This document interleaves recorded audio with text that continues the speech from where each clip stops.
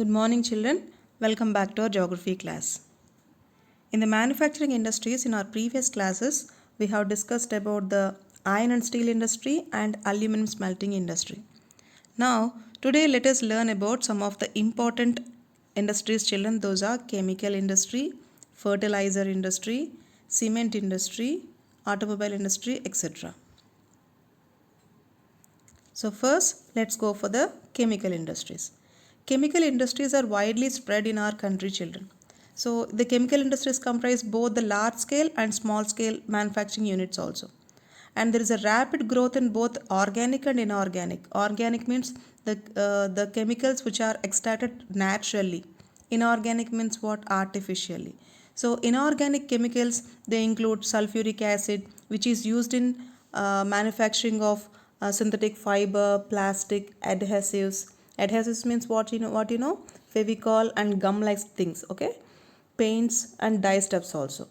Okay, then nitric acid. It is nitric acid and alkali soda ash. These are used to make glass, soaps, and detergents and paper, and also caustic soda. Okay, now let's see the organic chemicals. Organic chemicals, children. In this comes means organic chemicals comes from petrochemical industries. It means from petroleum. Okay, they extract chemicals from the petroleum. And because the petrochemical industry, the raw material is crude oil. Okay, the petrochemicals are used for manufacturing synthetic fiber, synthetic rubber, plastic, dyestuffs, drugs, and even in pharmaceuticals also. It means what, these are also medicines only. Pharmaceuticals means drugs or medicines. Organic chemical plants are located near the oil refineries. Where, children? Near the oil refineries or petrochemical plants, and most of them are used in coastal areas because they got raw materials from the waterways, because as they are highly inflammable. So roadways are not suitable for transporting this raw materials because they are highly inflammable. So they transport them with the help of waterways. So loading and unloading also becomes very easy in that way. The chemical industry itself consumes chemicals in a large scale, children. For example, they produce some chemicals, and those chemicals they use in the pharmaceuticals. Okay, petrochemical industries, they produce chemicals, and those chemicals they use for making of synthetic fiber, synthetic rubber, etc. I told likewise. So the basic chemicals undergo processing to further produce other chemicals. They are used for industrial application and even in agriculture for manufacturing fertilizers, pesticides, etc. For directly for consumer markets also, they'll produce, children. Okay. The fertilizer industry mainly produce nitrogenous fertilizers like phosphate fertilizers, ammonia, phosphate, etc. Fertilizers have a combination of nitrogen, phosphate, and potash, children. But potash is entirely imported from other countries because in India we don't have any reserves of potash. After the Green Revolution, the industry expanded to many parts of the country, children, because fertilizers industries, no, they have, they are diversified. For example, some industries they produce pesticides, some industries they produce fertilizers, different kinds of fertilizers, etc. Okay, then fertilizer industries are located in some major states such as Gujarat, Tamil Nadu, Uttar Pradesh, Kerala, Punjab, Odisha, and Andhra Pradesh. Now let's go for the cement industry. It is also a mineral based industry, children.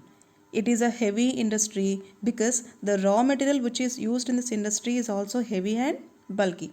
So this industry should be established in the places where raw materials are available abundantly. So the raw materials that are used in this industry are limestone, silica, gypsum, and coal. These are the four important raw materials which are used in cement industry. So where these raw materials are found abundantly or plentifully, so they will be established those industries. It means cement industry in that places. Along with these four raw materials, children, we also need continuous power supply and good network of rail transportation. Now, The first cement plant was set up in Chennai in 1904. In the year 1904, they set up the first cement plant in Chennai, children. After the independence, the industry expanded, the cement industry expanded, and also there is a great demand within the country because it is very much useful for the construction industry, no? So it has a great demand within the country, in our country. Improvement in the quality has found in the produce a ready market in the international market and the local market also.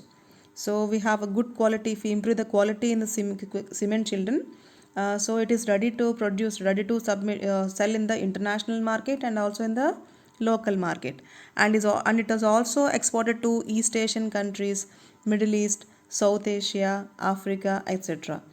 This industry is well doing in terms of production as well as export. We are producing and we are exporting also. We are satisfying our local needs and also export. Okay. Now let's talk about the automobile industry, children.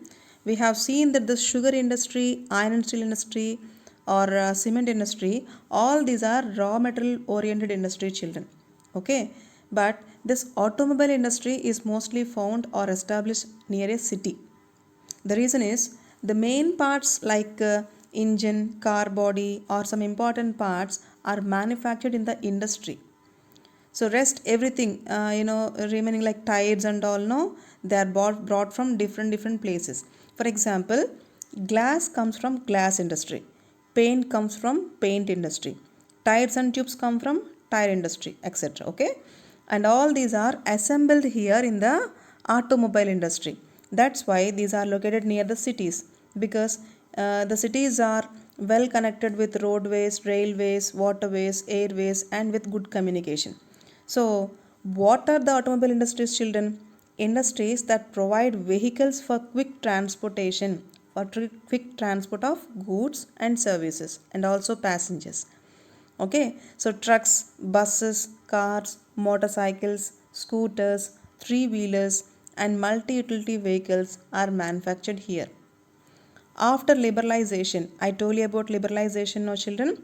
So when PV Narasimha Rao, our ex-prime minister PV Narasimha Rao, when he was ruling as a prime minister, he has made some of the laws free, children. So he has asked the government or the other countries to come and invest in our country. He liberalized some of the rules and regulations, laws also. So that made Watchland it is easy to expand this kind of industry.